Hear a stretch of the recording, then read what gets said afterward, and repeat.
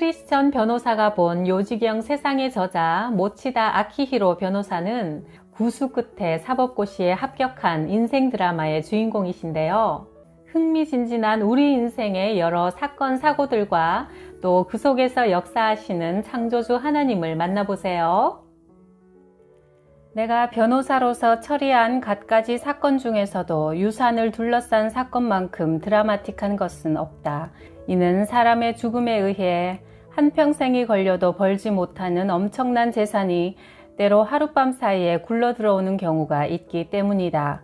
이 일확천금을 둘러싸고 인간의 악한 본성을 드러낸 혈육 간의 분쟁이 전개되고 가지각색의 일들이 일어난다. 이런 사건들 중에서 특히 인상 깊은 자고 나니 하늘에서 돈이 뚝 떨어진 이야기가 있다. 의뢰자인 안도 스구루 씨는 정년을 앞둔 평범한 회사원이다. 어느 날 갑자기 경찰에서 전화가 와서 친척이라는 고령의 여성 베토 씨의 검시 입회를 위해 불려나왔다.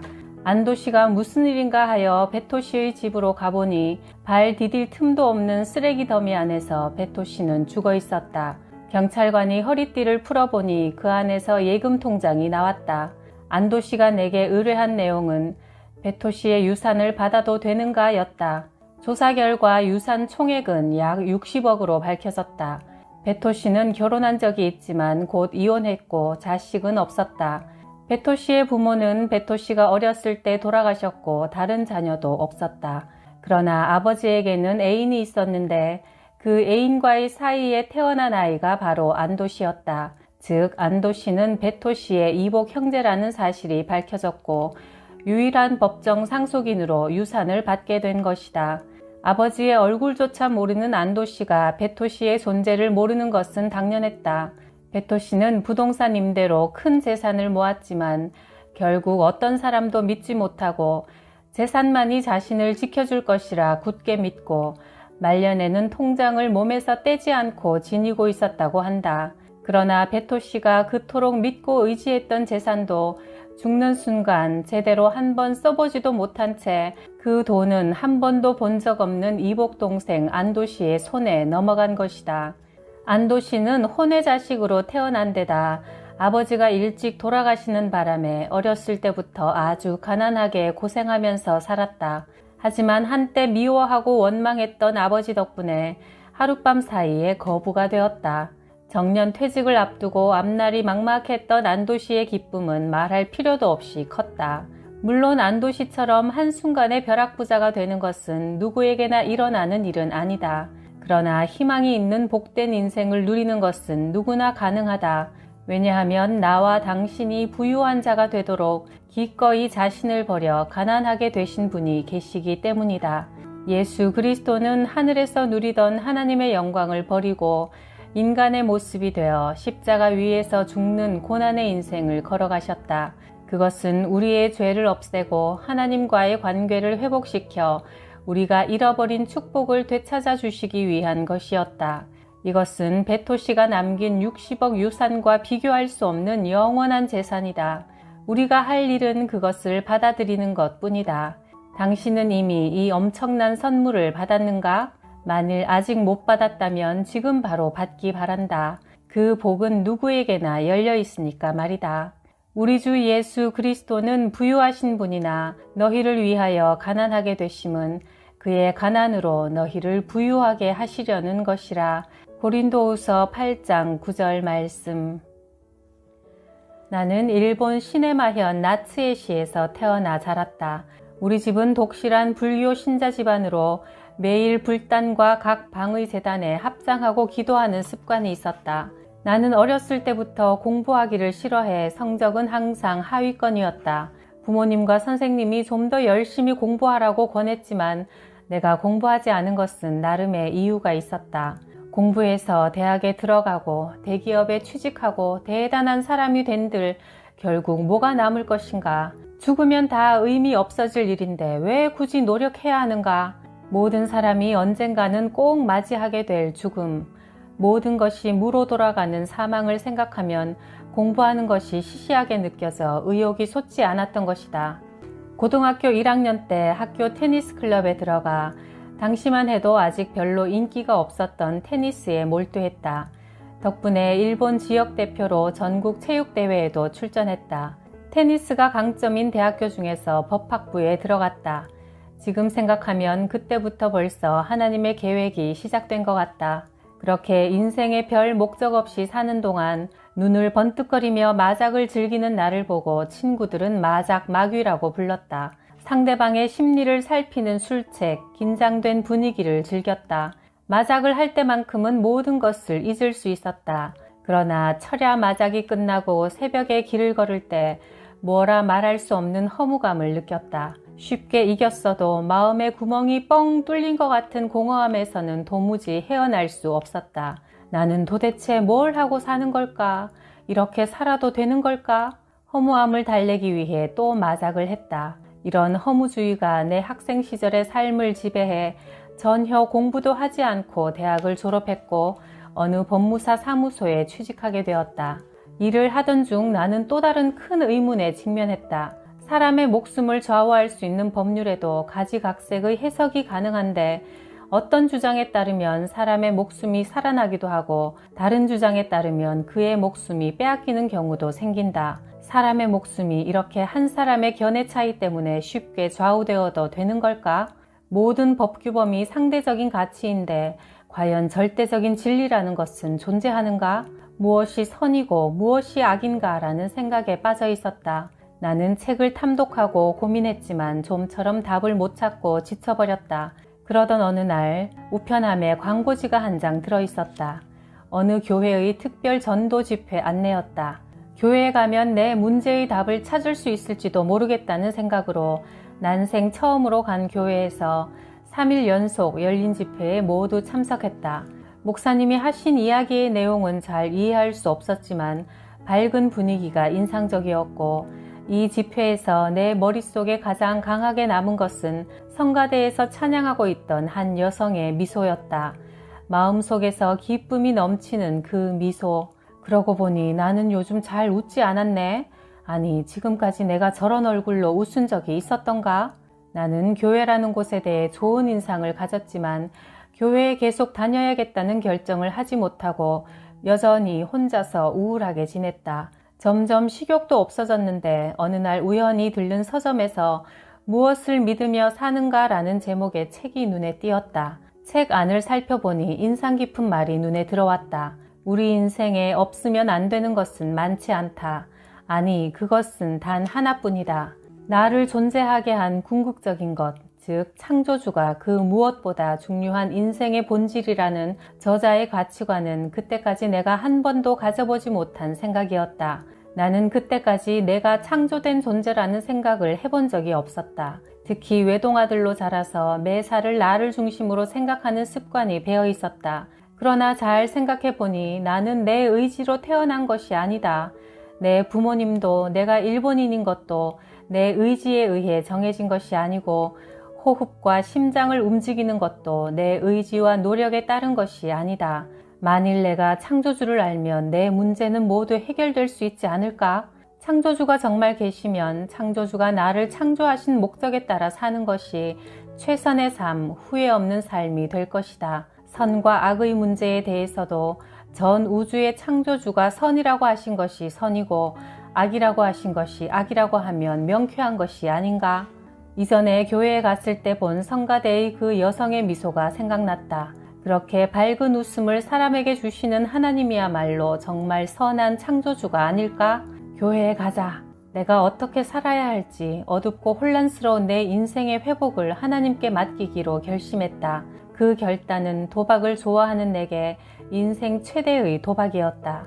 교회에 나가 예배를 드리기 시작하면서 나는 성경 탐독을 시작했다. 성경을 읽으면 마음에 확신과 평안이 오지만 성경에서 눈을 떼면 마음이 동요되고 불안감이 생겼다. 나는 성경 말씀에서 조금도 눈을 떼지 않으려고 마음에 남은 말씀들을 종이에 크게 적어 방과 화장실의 벽과 천장 등에 붙였다. 어느새 방 안은 벽이 보이지 않을 정도로 성경 말씀으로 채워졌다. 헛되고 헛되며 헛되고 헛되니 모든 것이 헛되도다. 해 아래서 수고하는 모든 수고가 사람에게 무엇이 유익한가? 전도서 1장 33절. 사람이 만일 온 천하를 얻고도 제 목숨을 잃으면 무엇이 유익하리요? 마태복음 16장 26절. 오랜 세월 내가 가지고 있던 모든 문제를 성경이 거침없이 지적했다. 게다가 성경에는 이런 문제가 생기는 원인과 그 해결법도 쓰여 있었다. 너는 청년의 때 너의 창조주를 기억하라. 곧 곤고한 날이 이르기 전에, 나는 아무 낙이 없다고 할 해들이 가깝기 전에. 전도서 12장 1절. 나는 생명의 떡이니 내게 오는 자는 결코 줄이지 않을 것이요 나를 믿는 자는 영원히 목마르지 아니하리라. 요한복음 6장 35절. 성경의 빛에 비추어 내 마음속을 덮고 있던 어두움도 점점 사라졌다. 하나님이셨던 예수 그리스도가 사람이 되시고 십자가 위에서 피 흘리신 것은 바로 나 모치다 아키히로의 죄를 용서하기 위해 모치다 아키히로 대신 하나님의 벌을 받으신 것이었다. 아들 예수의 피가 우리를 모든 죄에서 깨끗하게 하실 것이요 요한일서 1장 7절 약속을 의지하고 1977년에 나는 세례를 받았다. 그때까지 나는 담배가 없으면 사는 것이 따분하게 느껴질 정도로 담배를 즐겨 피웠다. 그리고 빈 담배 상자를 선반 위에 나란히 세워 방 안을 장식하고 있었다. 세례받은 기념으로 담배를 끊기로 결심하고 담배의 빈 상자를 버리려고 했는데 아직 피우지 않은 담배 한 개피가 나왔다. 나는 이것을 마지막 담배로 삼고 불을 붙여 피우려고 한 순간 너무나 역겹고 숨이 막혀 그만 토해버렸다. 예수 그리스도를 알게 된 기쁨으로 가득 찬 내 몸은 담배 연기를 받아들이지 못하게 된 것이다. 하나님이 나를 이제 담배가 필요 없는 몸으로 바꿔주셨구나. 나는 이 체험을 그렇게 인식했다. 하나님, 제가 이 땅에 사는 목적을 보여주세요. 그리고 앞으로 어떤 길을 가야 좋을지 가르쳐 주세요. 창조주를 믿게 되면서부터 나는 시간이 날 때마다 이렇게 간절히 기도드렸다. 그로부터 1년 후 사법고시를 보고 싶다는 소망이 생겼다. 그러나 국가시험 중에서도 제일 어렵다고 하는 사법고시를 처음부터 시작한다는 것은 내겐 이미 너무 늦은 것 같았다. 그리고 무엇보다 내게 공부에 재능이 없다는 것을 잘 알고 있었다. 상식적으로 생각할 때 내가 사법고시에 도전한다는 것은 정말 가소롭기 짝이 없고 도저히 생각할 수도 없는 일이었다. 나는 사법고시를 보는 것이 정말 하나님의 뜻인지 아니면 내 희망일 뿐인지 확실한 답을 얻고 싶어서 이 확신을 얻을 때까지 집중적으로 기도하기로 했다. 그러던 중 하나님은 기도 가운데 나를 만나 주셨고 조용히 성경 말씀을 통해서 응답해 주셨다. 내 길을 여호와께 맡기라. 그를 의지하면 그가 이루시고 시편 37편 5절 말씀을 통해 나는 사법고시에 도전하는 것이 하나님이 내게 인도하시는 길임을 확신하게 되었다. 나를 창조하신 하나님의 목적대로 순종하며 살아야 확신에 가득 찬 후회 없는 삶을 살 수 있을 것이다. 그것이 내 믿음 생활의 원칙이었다. 사법고시가 아무리 힘들고 좁은 길이라도 하나님이 인도해 주실 것을 믿고 나는 다시 한번 내 인생을 창조주에게 맡기기로 한 것이다. 공부하는 중에 두려움과 불안감이 생길 때마다 성경을 읽으면 항상 믿을 수 없을 만큼 많은 힘과 평안을 얻었다. 사람이 떡으로만 살 것이 아니요 하나님의 입으로부터 나오는 모든 말씀으로 살 것이라. 마태복음 4장 4절의 말씀의 깊은 뜻을 이해하게 되었다. 주위에 나보다 훨씬 더 공부를 잘하는 명문대생들을 볼 때면 두려워졌고 하나님을 찾으면 다시 용기를 얻었다. 이처럼 사법고시를 준비하는 과정은 내가 얼마만큼 하나님만 바라보고 있는지 하나님이 나를 테스트하신 시기였다. 나는 4번 연속으로 시험에 떨어졌다. 역시 내 능력으로는 사법고시가 무리구나. 법무사 시험이라도 한번 볼까 하는 생각으로 그 공부를 시작하자마자 내 마음속에 평안이 사라졌다. 그것은 사법시험에 떨어졌을 때 받은 충격과는 전혀 다른 것이었다. 나는 다시 성경을 펼쳤다. 그 길로 다시 돌아가지 말 것이라. 신명기 17장 16절. 나는 이스라엘 백성이 이집트 노예 생활에서 해방되고 하나님의 약속의 땅인 가나안에 가는 도중에 광야에서 그들의 예상보다 훨씬 힘든 생활을 하자 하나님의 약속을 의심하여 이집트로 다시 돌아가려 했던 모습 속에서 내 모습을 발견했다. 그러나 6년이 지나도록 하나님의 약속은 좀처럼 이루어지지 않았다. 친구들은 이미 사회적으로 안정된 위치에 있는데 나는 직함도 직위도 없으니 내 불안감은 해마다 늘어가기만 했다. 얼마나 많이 하나님의 약속을 의심했는지 모른다. 그러나 하나님은 그때마다 성경 말씀을 주시고 처음에 확신해서 멀어지지 말라고 가르쳐 주셨다. 그러므로 너희 담대함을 버리지 말라. 이것이 큰 상을 얻게 하느니라. 너희에게 인내가 필요함은 너희가 하나님의 뜻을 행한 후에 약속하신 것을 받기 위함이라. 히브리서 10장 35, 36절. 학원에서 보는 모의시험 성적은 나쁘지 않았는데 본 시험을 볼 때는 어쩐 일인지 성과를 거두지 못했다. 해마다 늘어난 중압감으로 시험 바로 전날 무리를 하는 바람에 컨디션이 나빠졌던 것이 큰 이유였다. 건강 상태를 잘 조절해서 시험에 도전해야 한다는 것을 깨달았지만 다음 해가 되면 또다시 애타는 마음에 이끌려 똑같은 실수를 되풀이했다. 시험 전에 충분히 쉬라는 하나님의 음성을 무시하고 안 되겠다, 더 공부해야겠다는 자신의 힘에 의지해 시험에 합격하려 했던 것이 시험 실패의 원인이었다. 결국 이런 내 약한 믿음 때문에 매년 시험에 떨어졌던 것 같다. 9번째 시험을 치르기 전 내 마음 가운데 하나님의 평안이 있도록 기도하고 충분히 휴식했다. 그 결과 1986년 하나님의 은혜로 나는 드디어 사법고시에 모두 합격했다. 참으로 기이하게도 합격한 날은 10년 전 내가 창조주이신 하나님을 믿기 시작한 바로 그 날짜였다. 내 과거를 아는 사람들은 내가 사법고시에 합격한 것이 바로 기적 중의 기적이라고 말한다. 내가 변호사가 되었을 때 형사사건을 처리하면서 가끔 이런 생각이 들었다. 만일 내가 그때 하나님을 만나지 못하고 계속 마작에 열중하는 삶을 살았다면 내가 법원에서 앉아있는 곳은 변호인의 자리가 아니라 피고인의 자리가 아니었을까? 생각해보면 공부를 싫어하고 노력을 게을리하던 내가 9년이나 되는 시험 공부 기간을 어떻게 잘 견딜 수 있었는지 의문이다. 믿기지 않는 일이지만 어느새 나는 공부를 매우 좋아하고 노력하는 사람으로 변해 있었다. 창조주이신 하나님은 나와 같이 멸시받는 자, 보잘것없는 자를 구원해 주시고 나를 완전히 새로운 피조물로 만들어 주신 것이다.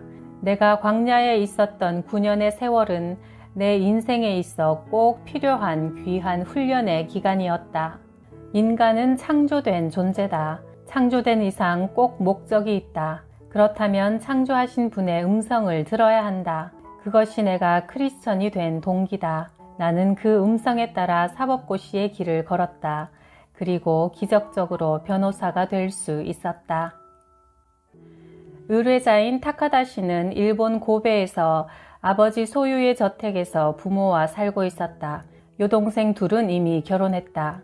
아버지는 자택 외에도 몇 개의 부동산과 주식을 소유하고 있었는데 아버지와 어머니가 다 돌아가시자마자 형제 사이에 분쟁이 일어나 결국 장례도 따로따로 치러졌다.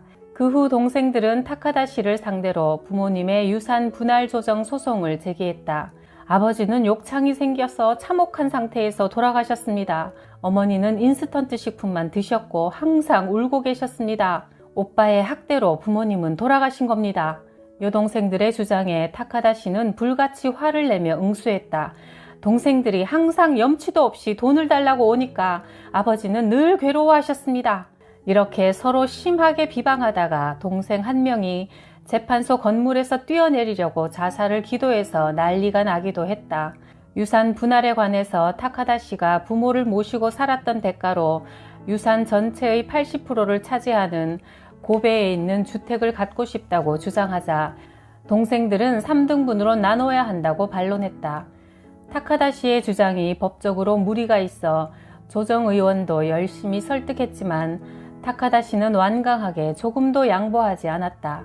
조정은 자꾸 길어져 6년의 세월이 흘렀다. 그러다가 그만 한신 대지진이 고베를 덮쳤다. 동생들이 지켜보는 가운데 무너진 저택의 기와조각 더미에서 그랜드 피아노에 깔린 타카다시의 시체가 발견되었다.